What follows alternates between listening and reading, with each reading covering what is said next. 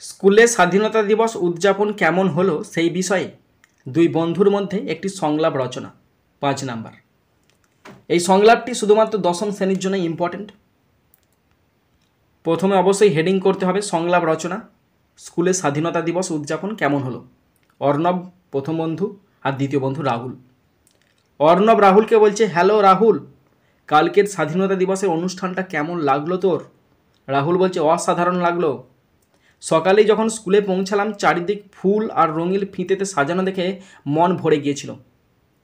অর্ণব, হ্যাঁ, বিশেষ করে গেটের সামনে যে তোরণ বানানো হয়েছিল সেটা সত্যি দারুণ ছিল।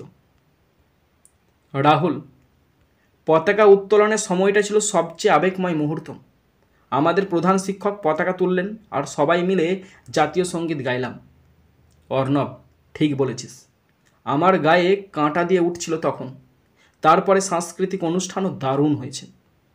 রাহুল, হ্যাঁ, ছোটদের দেশাত্মবোধক নাচ খুব সুন্দর ছিল আর আমাদের ক্লাসের গান তো সবার মন কেড়েছে।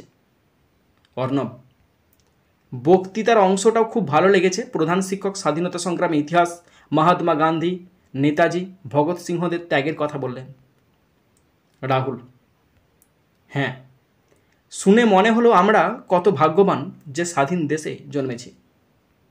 অর্ণব, শুধু আনন্দের দিন নয়, দায়িত্বের দিনও বটে।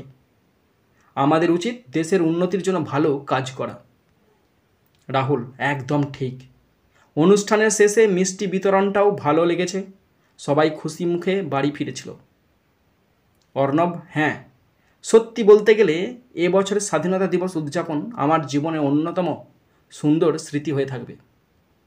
রাহুল, আমারও তাই মনে হয়। আগামী বছর আরও বড় করে উদযাপন হবে আশা করি।